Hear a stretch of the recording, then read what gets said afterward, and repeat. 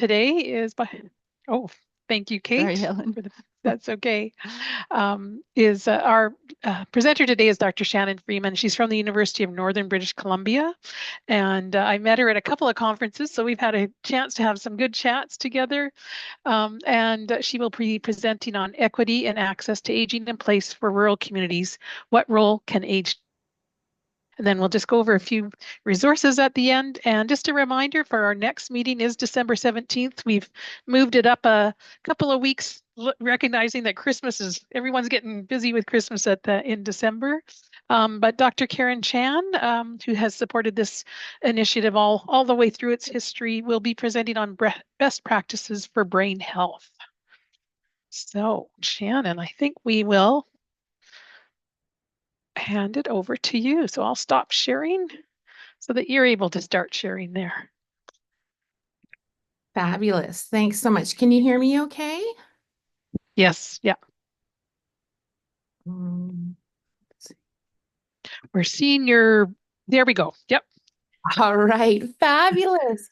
So good morning, everyone. Thank you so much for taking your time to come to see this presentation today. It's my great honor to share with you all some of the awesome work that we're doing here in northern BC. And as always, if there's something that piques your interest, please feel free to reach out to me.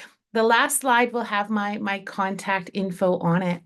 So I'm going to talk to you today a bit about equity and access to aging in place for rural communities and really showcase some of the practical projects that we're doing, that we're implementing here in the North to actually support that.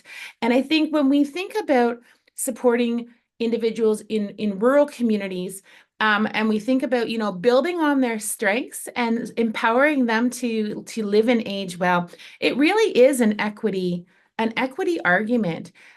Because we often have to do things differently, and we need things cost different.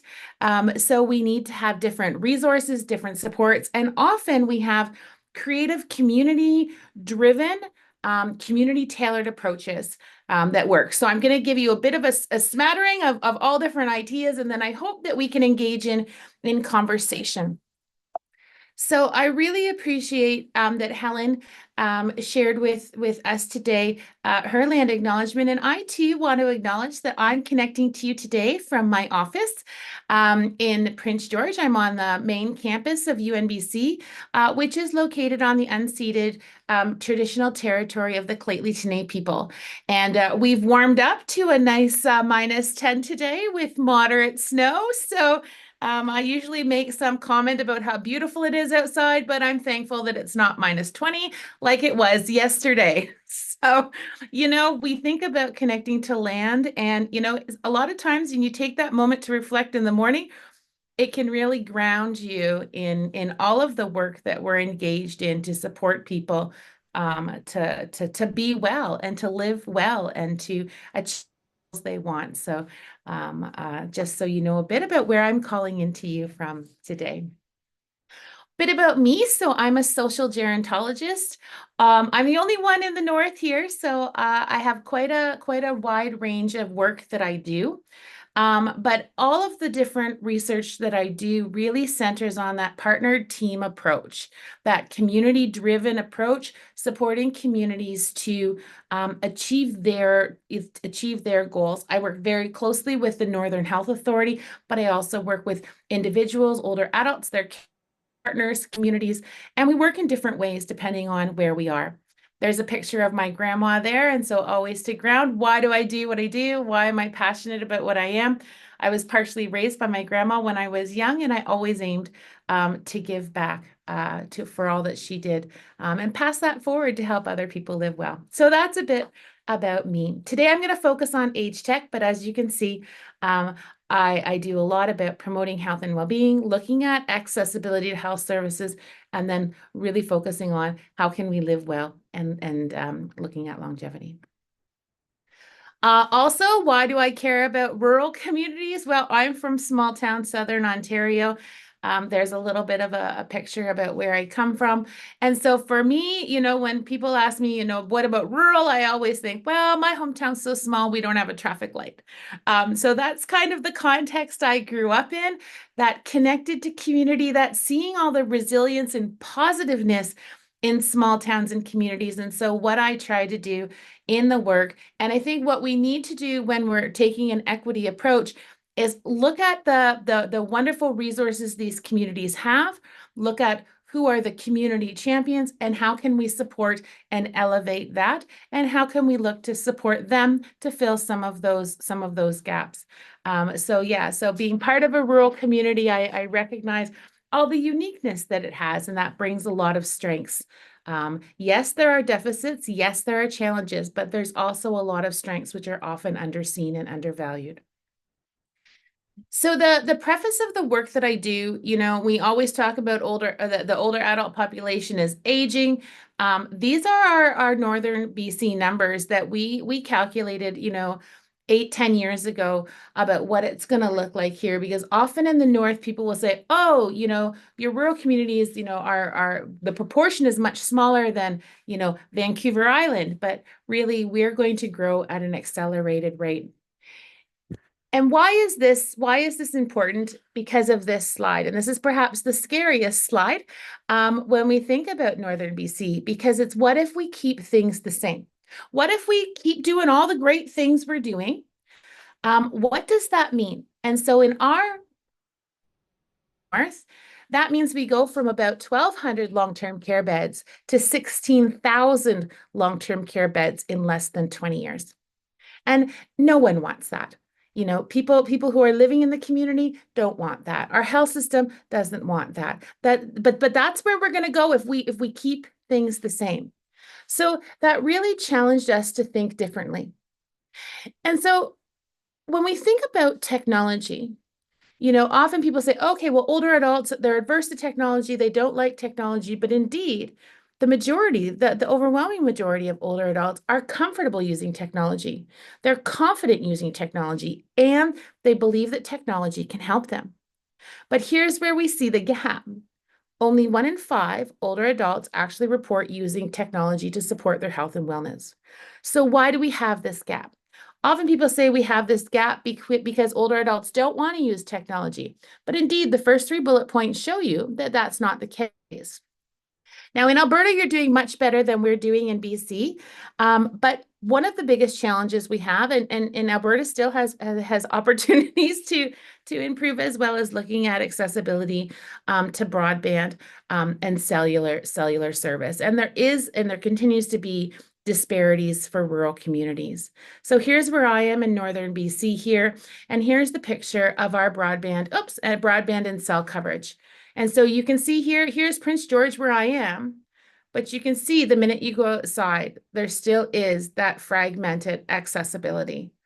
And same here when we're looking at our broadband coverage. You can see here this lovely purple here. This is where we start to get into Alberta. You guys are leading the way. And if I had have expanded this, it looks a lot better for you.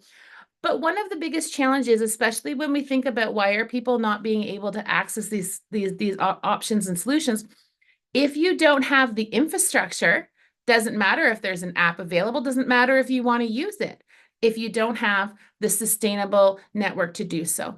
And indeed, when we think about long-term care sector, again, there's lots of challenges for people in long-term care to actually get good enough, strong enough Wi-Fi to stream their movies, let alone, run all of their technologies that they may like to run. So when we think about the equity argument, the first question you want to ask yourself is, do people actually have access to the infrastructure they need?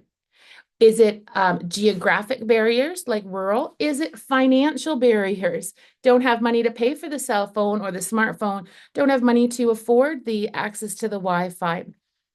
Is it a literacy challenge? Is it a health literacy challenge? We don't understand how to use the technology. We don't have the language skills to acquire all of the new knowledge for technology. So when we think about equity, we need to think about it much more broader.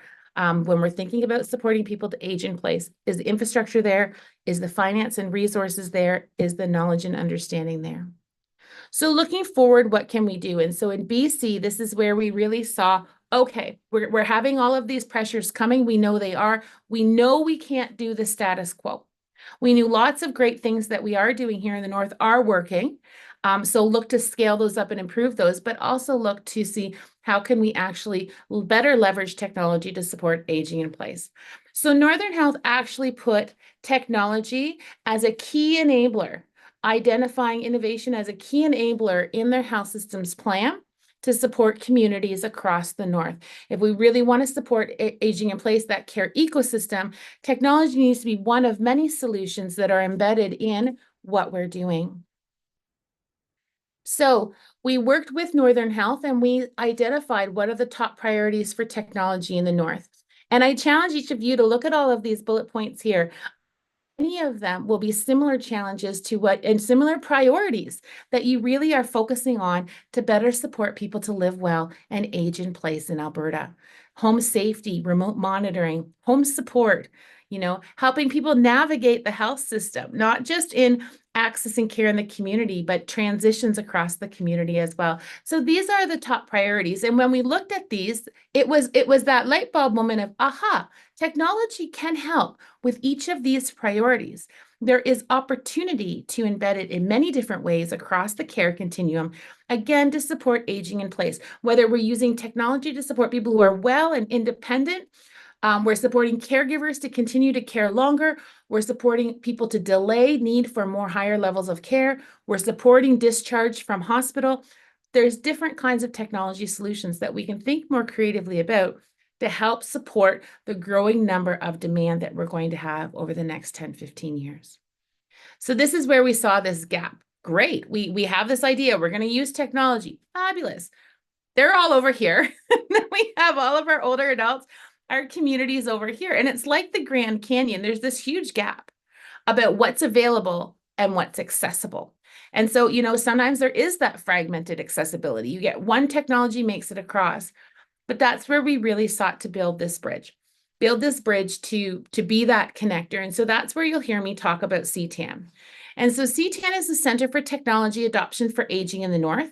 And our goal is to make technologies more available and accessible to older adults, their care partners, and the health system that supports them. We're a national innovation hub. We are the only innovation hub that focuses on northern and rural. So we're funded by AgeWell, the Northern Health Authority, and UNBC. And really, remember I said there's that partnered approach. There's that partnered approach in all that we do. So we have a demonstration and testing facility. It's set up like an older adults apartment. So if you ever come to Prince George, come visit me and I can show you all of these great technology ideas and kind of get you thinking about different things. We welcome community in. A lot of times people want to touch it. They want to feel it. They want to see what are some options. And so that's why we have this demonstration testing facility. Then we work in community. We are out testing technologies, supporting them to be piloted, implemented, sustained, and evaluated across the care continuum. And again, it's that partnered approach to actually making things happen. So our projects range across quite a variety of things that we support. Here you can see the Steady Wear glove. That's a robotic glove to support persons with essential tremor. And we did some work here in the North to support a different business plan. So this technology actually can support someone to be more independent in ADLs. So they can dress themselves, they can feed themselves. And in that case, when you compare it to entry criteria for actually enhance their independence in ADLs and decrease their reliance on home care services and supports. Ibex Lift, another one that we've been working with in the North, it's a walker. So when people are using it and they have a fall, the walker actually helps them get off the ground. So we know lots of falls don't necessarily result in that serious injury, but people actually can't get from the ground back up. So that's a different kind of walker. So again, we bring these technologies to our rural communities here. We test them, we try them, we give feedback to the companies. What do they need to adapt? Then we bring them back. Okay, should we scale them out and try them? How do we make these accessible? Sometimes in that equity issue, it's a different business plan. So for the example of the Steady Wear glove, lots of our older adults and persons with essential tremor cannot afford the technology. So we look at, can the health health system invest in it and actually have a cost savings. So lots of opportunities like that. So this is just a smattering of some of the technologies and technology companies that we work with. So I want to talk to you a little bit today about smart home technology. And what I found really exciting when I first got into this is, smart home technology is not as new as we may think. The picture in the left is from Thomas Edison in 1910. They have a much longer history.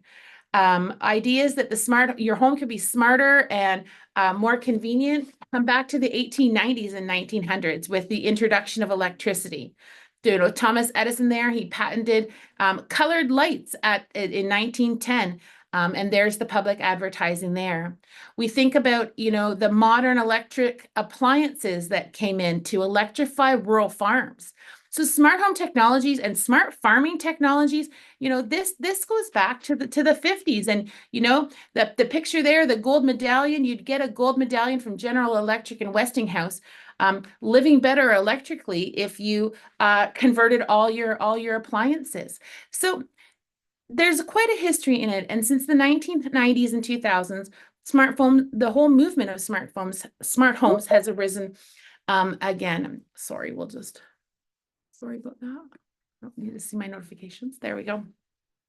So, since the 1990s and 2000s, there's this movement for making smart homes more efficient in terms of energy consumption and carbon emissions. But also when we think about aging in place, smart homes are really a great strategy to help make home more accessible, more pleasurable, and more enjoyable. So what is a smart home? It's where you collect and analyze data on the domestic environment, and then that information goes back to inform users. So that can be the older adult or their care partners and families, or it can be service community providers, and enhance the potential to manage different domestic systems. So lots of things when we think of smart homes. And a lot of times people think, oh, these are huge systems that are really labor intensive. But not all. Some of these are very simple solutions to support people to age well. So this kind of shows you, when we think about opportunities for smart home, it's much more than just an app. There's all sorts of assisted technology, ambient, intelligent technology. We have ICT, information communication technologies. So lots of different technologies. And the idea is, if you're really fortunate, you can hook these technologies up to work as a system. And so at the simplest levels, some of your smart home technologies, the easy things, if you have a caregiver, especially if you have a working caregiver, some of that information to know, okay, so where is mom at?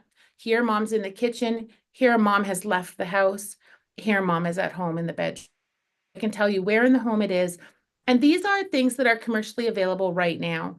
Again, there's a lot of work when we think about supporting aging in place. It's not just supporting the older adult, it's also supporting their caregivers. It's supporting their family to have that confidence to be able to continue to support them. Lots of these new technologies, AI driven, actually will allow you to know what is normal and what is abnormal. And we think about this from the home care perspective. When are people not sleeping well? When are people getting more confused? We're thinking about supporting people with dementia in the community. It allows you to track over time and to know what's happening. And there's lots of different commercial technologies available. We work with quite a few technology companies to do this. But at the simplest level, I have these in my own home so that, I've got teenage kids. I want to know who's opening a window at 2 o'clock in the morning. Absolutely, I do, because I go to bed and are they still awake? Contact door sensors, they're just magnetic. When you open a door, you open a window, they beep, they ding. Oh my God, man, don't worry. But you can put them on the fridge. Is the fridge being left open? Is mom actually getting the meals or dad getting the meals out of the fridge? How often are they opening the fridge? You can put them on the doorbells. Doorbells are fabulous. I do this because I want to know, the difference between being a kid in the 80s and being a kid into 2020 is my kids don't answer the door. So this way, you get to, I'm at work, but I know when my Amazon package is arriving. But if we're thinking about supporting persons with dementia, And maybe they do go outside. One of the best things about having remote doorbells is you can know which way they go. So if they've got outside, you're at the grocery store, you're coming home, if you've got that video piece, you know, did they go left? Did they go right? Because usually persons with dementia, if they're wandering and confused, will walk in a straight line. So the biggest piece of information when you're going to find someone is which direction did they start at? And so some of these technologies, simple, commercially available, lots of options, can actually give you a lot of information to empower your individuals to live well. Lighting technology, we do lots with circadian lighting. Again, you can order strip lighting for wayfinding. You can hook these up to your timers to cue, you know, mom gets up in the middle of the night, that strip lighting will cue her to go to the bathroom. Mom gets up at 6 o'clock in the morning, maybe that strip lighting cues her to go to the kitchen to get her cup of coffee. We are the innovation hub in Northern BC, CTAN. We focus on rural and northern. This is an example of the other innovation hubs, SAM3. They're based in Ottawa. Theirs is all about sensors. And there's so many options now available to balance safety versus privacy. There's options. Do you want a video? Do you want your video to change? Do you not want a video, but you want audio? These options are all available, and there's many important to choose what's right for you. Again, we have smart stove technology as well here. So this one is a Canadian company from Vancouver. And the knobs, you just get the knobs and you put them on your own stove. Other options are smart plugs. Some people will pull out their stove and put a smart plug in the back of the stove. So it can allow people that independence to be able to still turn the stove on, but it allows your caregiver the control to make sure the stove is off for safety. So again, it's that balance that you can have. This technology also has a sleep technology. Again, they've got an app. And so there's different kinds of bed sensors. So this one's like a mat. The one I just showed you, the slides were a bit out of order. Sorry, the one I just showed you with the app. This is the same company that made the smart stove terms. This is a little puck that goes under the bed. So it's not a big pad that you're laying on. This one actually does a lot. It tells you not only when you're in bed or out of bed, it'll also tell you heart rate, breathing rate, all sorts of other kind of trackable things. So a lot of these technologies to support aging in place can do multiple things.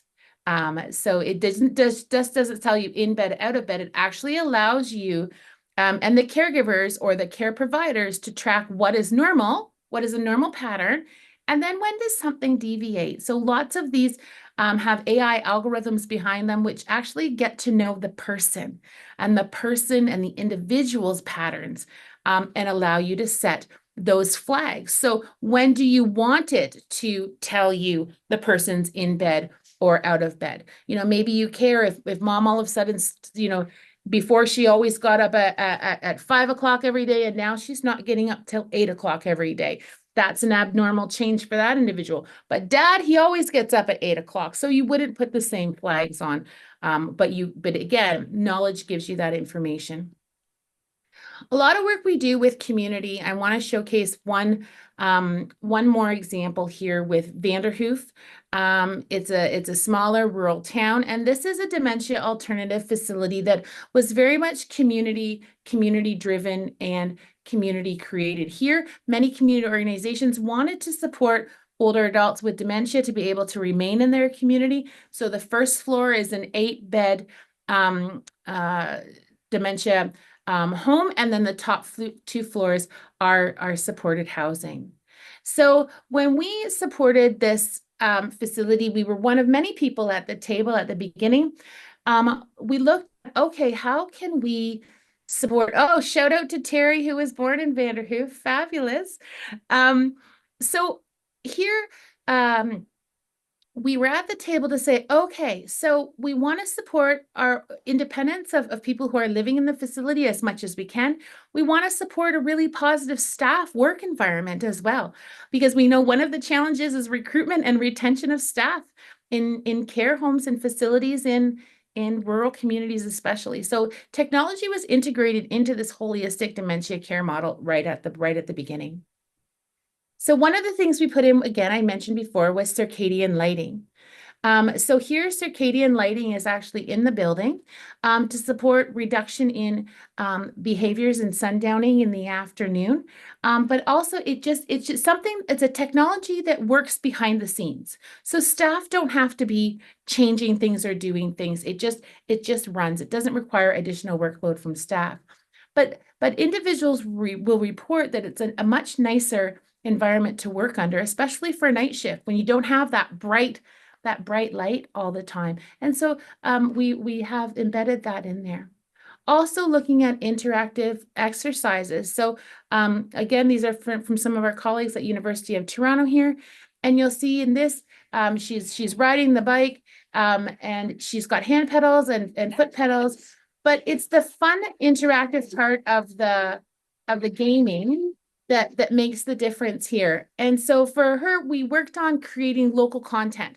So instead of biking down the streets of Athens or the Stanley Park seawall, you know, in Vanderhoof, they're able to ride their bike down the path in the middle of the crops, or they're able to to ride their bike in the forest. So again, that more relevant content that's meaningful to persons in the community.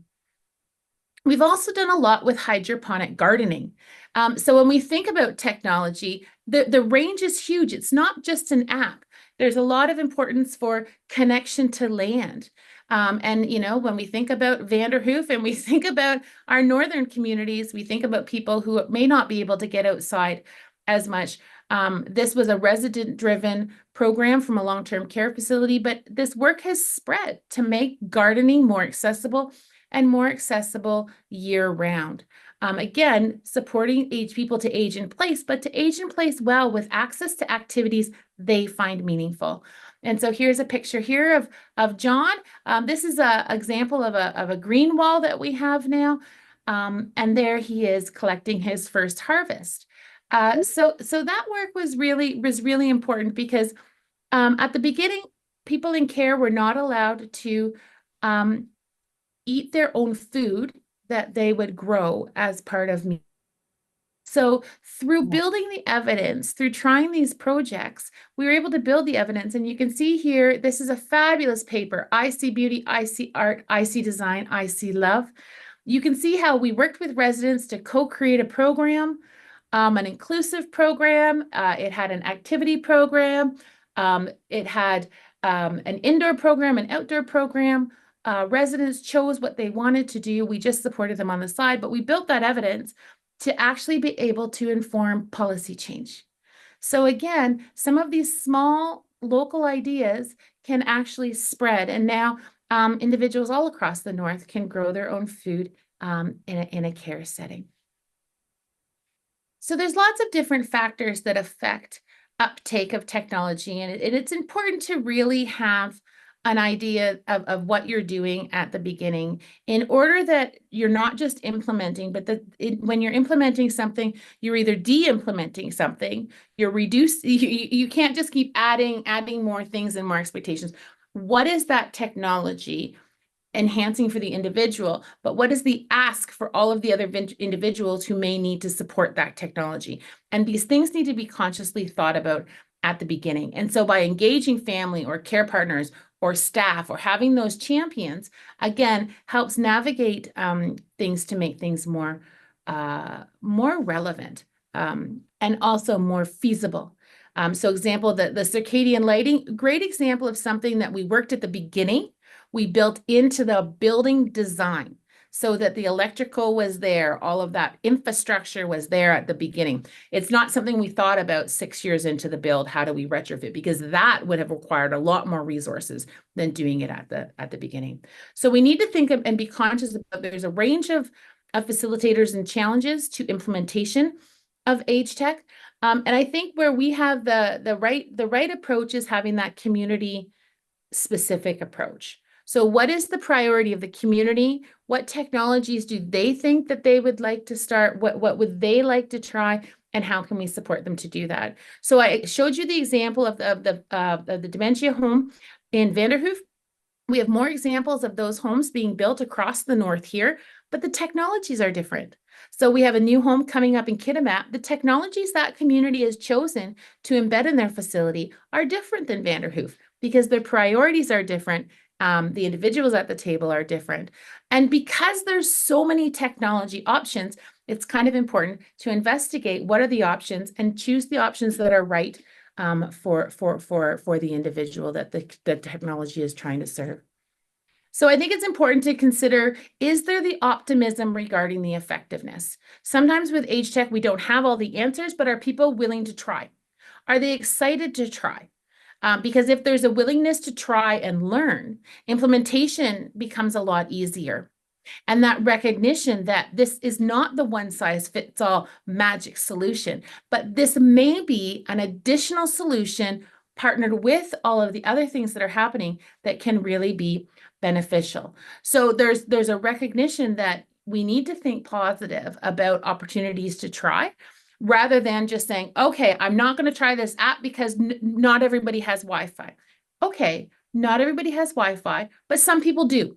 So maybe this app is useful for this group. And maybe the solution for the individuals who don't have Wi-Fi, while we're trying to get them Wi-Fi, maybe there's a different solution for them. So having that optimism in looking at what can age tech do, what are the opportunities for us to actually better leverage it in that way to support the individual to live well and to age where they want to be. Role of evidence, it's foundational to inform decision making. And so I gave you the example of hydroponic gardening. Everybody really liked the idea of gardening, but the policy barriers were really hard to address. So there was a lack of evidence. So that's where the partnership with CTAM became really important because there was the opportunity to build the evidence.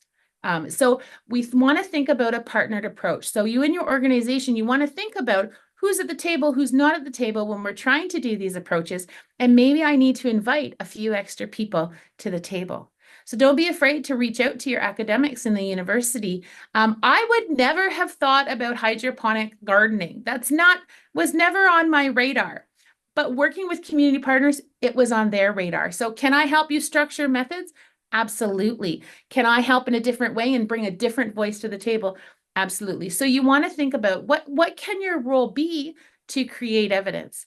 I do lots of work with our community hospice here. Again, we think about end of life care, huge gaps in knowledge. So how can you partner to sometimes showcase the work that you're doing to build that evidence, disseminate it out, and then be able to inform that policy change?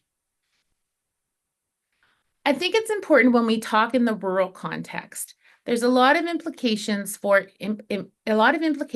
considering implementation of age tech. Specifically, having a good understanding of the local context. The wide range of technologies that are out there to support people differ greatly, and people's resources and community strengths also differ greatly. Staff training and support is really important. Having those community champions is important.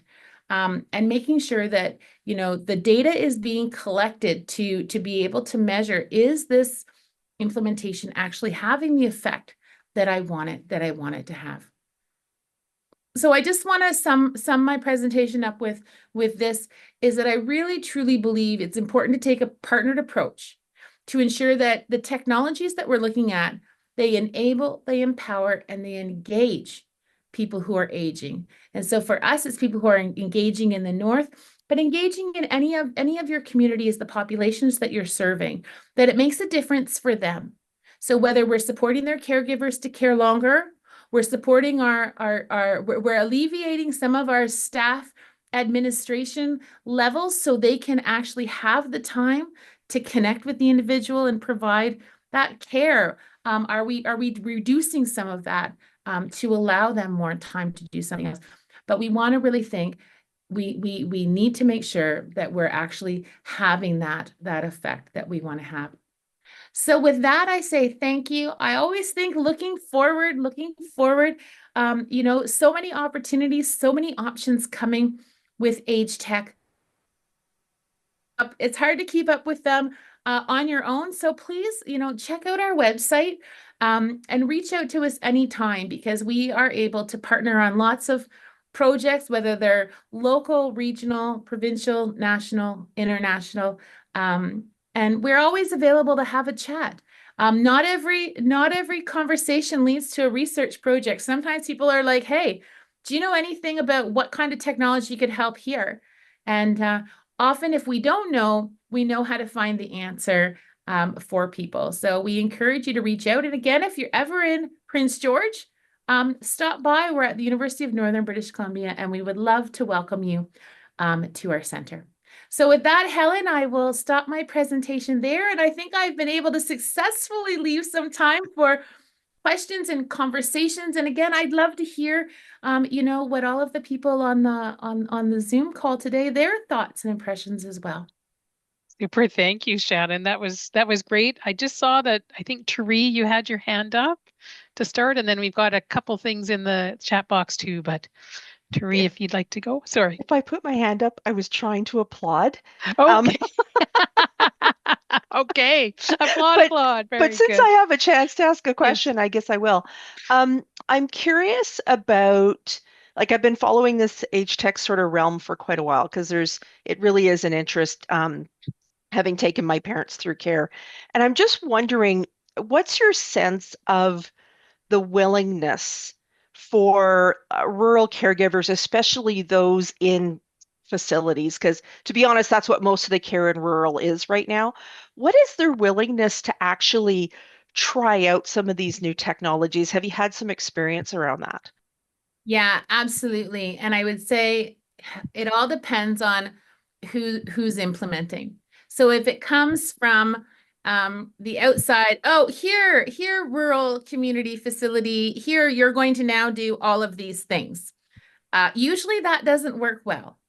But if you have the conversation, what are some of your challenges? What are, some of the points that are challenging for you? Here's some options. Would you be willing to try any of these? Do we, what's the willingness? Do we have a champion in that facility? Those are some of the key things. The other piece is, what are you taking away? So, and do they understand that? Is that been communicated? So, okay, we're going to put in this new EMR system. Fabulous. They see it as, oh my gosh, now I've got to do all of this stuff differently. And it was working fine before. And now I have to learn all this stuff. And you didn't give me any time to learn it. And what happens when all this stuff goes wrong? And it's frustrating and it's angry. And sometimes that's just the piece that it takes for them to say, I'm done. Our workforce right now, those who are still here and have got through COVID, they are struggling. So if you can say to them, okay, we're going to implement this new system, and it's going to take a bit of challenges to learn it for the next 2 or 3 months. But once you do, it will reduce the amount of time for you to document. It's going to reduce these other 3 forms. And now you don't have to do these things. If you introduce it in a way like that, it's usually better received. A lot of the projects that we do are basically out of their need. So what's the priority for you? So the green walls, for example, that have gone up, that's a benefit for the dietitians and for the food service workers and for the family and for the residents and for the rec therapists. And so they all, once you can all see the value in that they're all getting something out of it, it's better. But you also have to make sure, okay, so somebody's got to have the workload assigned to them to be able to maintain it. And what does that add-on look like? So again, for these green walls, we've run a study saying, okay, so how much staff time is it going to cost? What are actually the duties that they've got to do to make that as simple as possible? Because it's not just implementing, it's also sustaining. So it's like, oh, great, we've got a green wall. We grew all this stuff. Oh, but we have to clean it.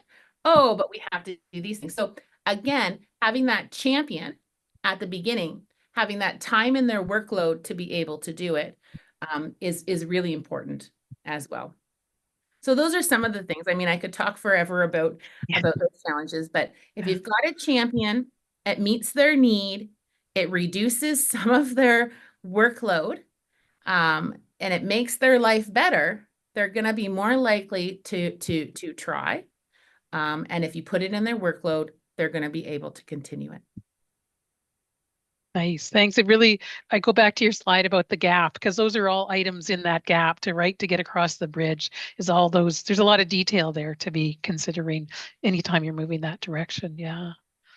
We just have a couple of comments in the chat box. One from Nicola, just around that she and Shauna are part of it's called Beachhead for the Envisage program in Alberta. I think it's in Alberta Health Services. And just that around the community, starting with the community and what is needed there really resonates with her.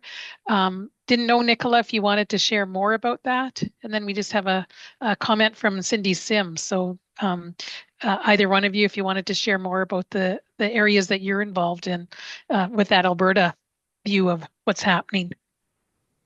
I'll just mention, if we ever connect with a rural community lab that's interested and has the capacity to trial a technology, we are sure to connect with CTAN to gather, what considerations. And I know you're an innovation hub with the Envisage program, so that's wonderful. Okay. Nice. Yeah, we're active in the Envisage space. Absolutely. We had two projects funded in the first round. One looking at supporting technology for communication among people who are ALC in hospital, because often they don't get to talk to anyone. So how can we better leverage technology to make it more accessible for them to chat, but have it running through the hospital volunteer program, again, with that program sustainability in mind.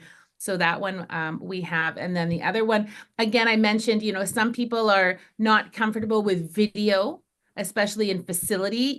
Do you want to have your mom in her room videotaped all the time? So we're working with another company that has a wonderful technology that allows staff to see inside the room, but it changes people into stick figures.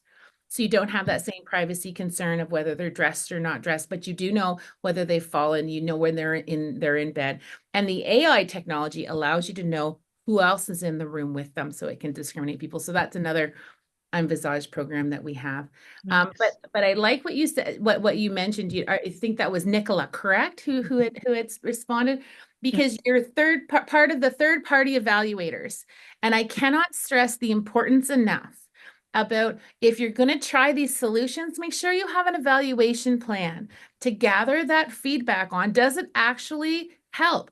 Or did you just add another thing that they hate, that they don't want to do? Because you want to make sure that the technology is actually meeting the goals and objectives that you are hoping it is. So embedding evaluation is really important right from the beginning in different ways. Cindy, did you want to say anything about your Team CarePal? Yeah, I really appreciate everything you said, Shannon, and I align with you greatly, especially about your thoughts on, we get that as, well, what about, people who don't have a phone or don't have access to internet, so then they write off a community entirely. And, it's just so unfortunate, because it's like, but you're missing out on those people that do, for me being a health tech company. So we transform the family caregiving role using technology, community, and education, and through family engagement and connecting them to, healthcare organizations and amazing non-for-profits. And, we work in different communities from inside the city, but also, northern Saskatchewan, where we all of a sudden have those Indigenous, communities. There's a different level of trauma. And so now we're working with, the Saskatchewan Tribal Council, and what does that look like? And so, Team CarePal is interesting because we get to customize, our solution per community, because you're all right. There are these like community-led initiatives that, start to pop out in those rural areas that are so beautiful, but so different than the city.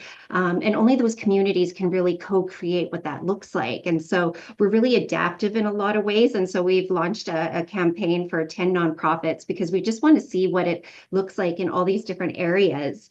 And then also in facility-based, you're absolutely right. You need a champion in those, and you need to work not only like with the staff, but with the families. Like for us, we work in continuing care, where they use our platform to bridge that connection. And it's so beautiful when you do have them co-designing what that looks like and how it fits, and letting them take that lead and letting them voice, where they feel the need is, and just letting them run with it. But you're absolutely right. You need that champion in there. You need those human resources, and you kind of all need to work together as a team. And I just thank you so much for presenting today. It was beautiful. Thanks, Cindy. And I really agree, there's not a one size fits all solution out there of the best one age tech that will support all people to age in place. We really need, the more technologies you know about, the more tools in your toolbox, the more likely you may be to have a suggestion that someone may or may not fit for them. And I wrote a paper, a position paper a couple years ago as we were coming out of the pandemic. And I said, we've had a huge acceleration of infrastructure, especially in rural communities.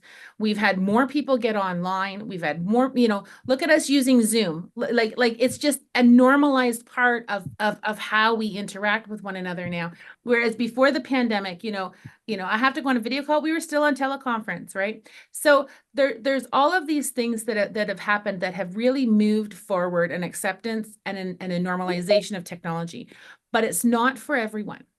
And so we do need to remember that digital divide, while it is closing, there are a population of individuals who are not connected. And they are even further marginalized. And they are even more vulnerable than they were before. We think about the banking industry, moving everything to online banking. Now I can't just call up my local community bank and change my money around. I have to go through this big thing where I have to, navigate this much more complex system. So our very vulnerable persons in our communities are even more vulnerable. And so I really do advocate for hybrid solutions. We still need to have these multiple options to make sure that we're doing well. But I think when we think in the health system, the more we can embed technologies to reduce the administrative workload for our staff and allow them more time and autonomy to get back to the care aspects of their positions and that connection with people, when we can free up those 5 minutes for them to have conversations, to have that moment to breathe, that moment to check in, it makes a really meaningful difference, not only for the client or individual that they're serving or supporting, but also for them and their self-care and their abilities to continue to do their job. So hybrid solutions, I think, is still the way we need to go, and still continue to have those options for individuals where age tech is not necessarily the most appropriate solution for them. Nice. Thanks both Cindy and Shannon there. As you're saying that, Shannon, I think too that what I appreciated in your presentation too was that the technology is not there to replace the relationship. It's to enhance and to build a groundwork to, as you said, free up more time for that relationship part of it. So I think that's really key, because that can be some of the resistance, I think, to some of the ideas around technology. Is there anybody else that has a question or a comment that would like to bring to Shannon here while we've got her?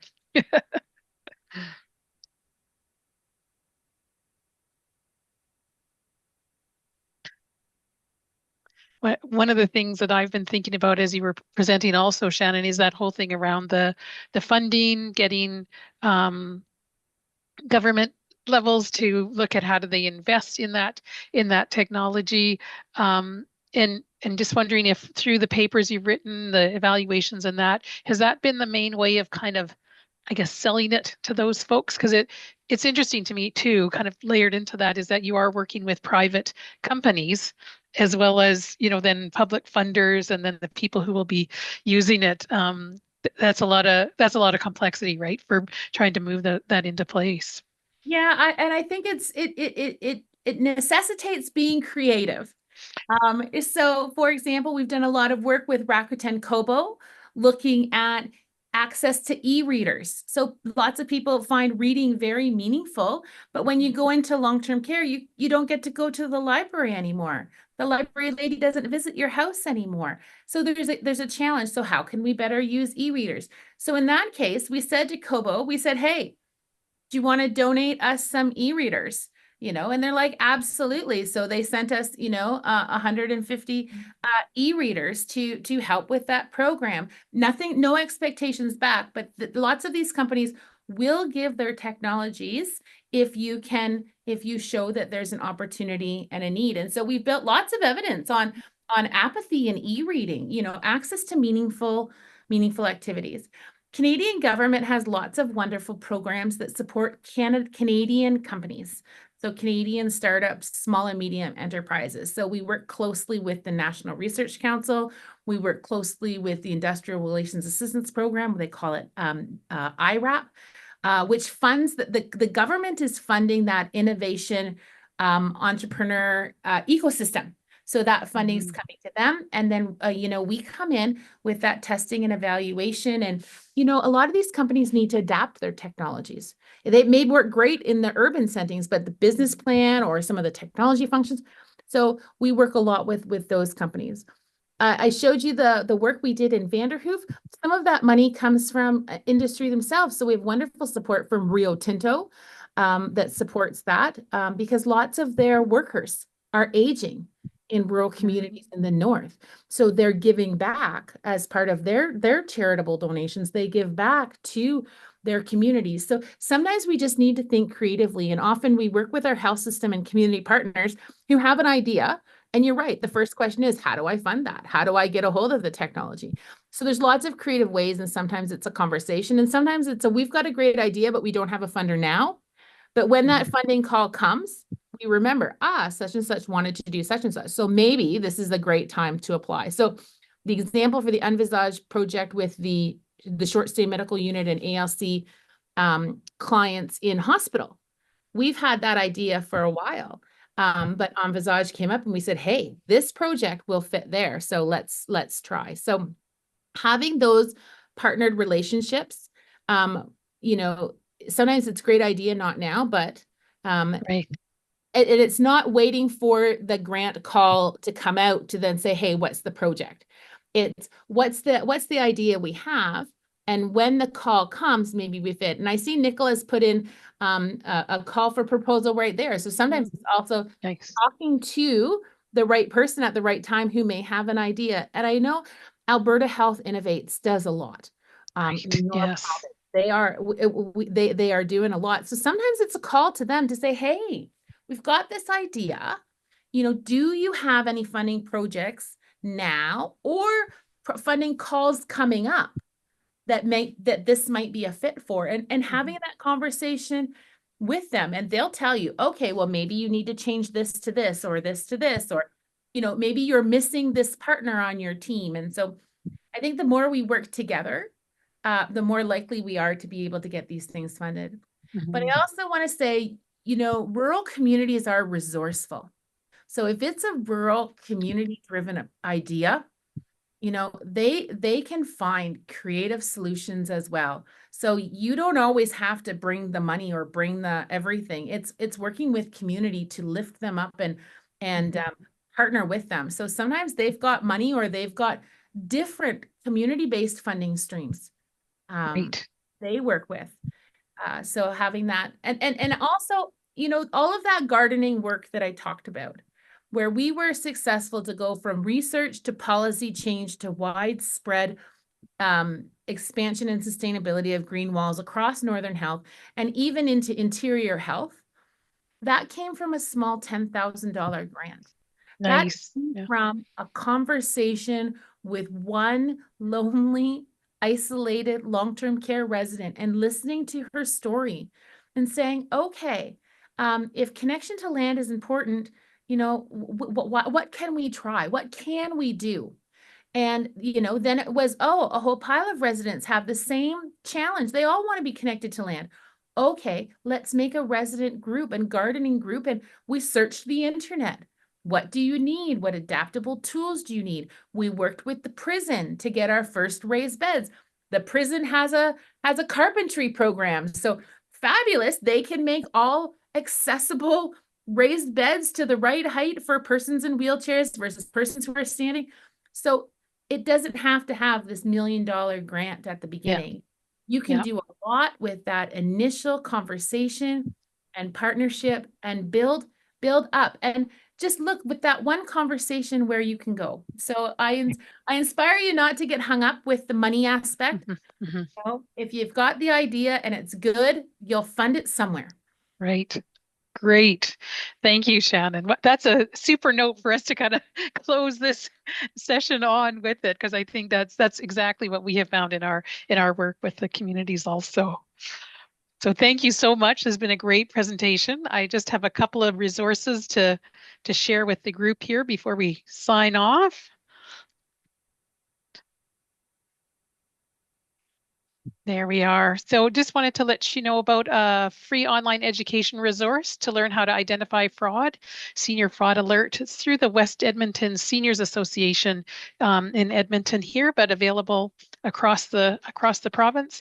And just a little self-promotion, HEC is doing a spotlight series this Thursday, shifting from hospital beds to hospitable communities.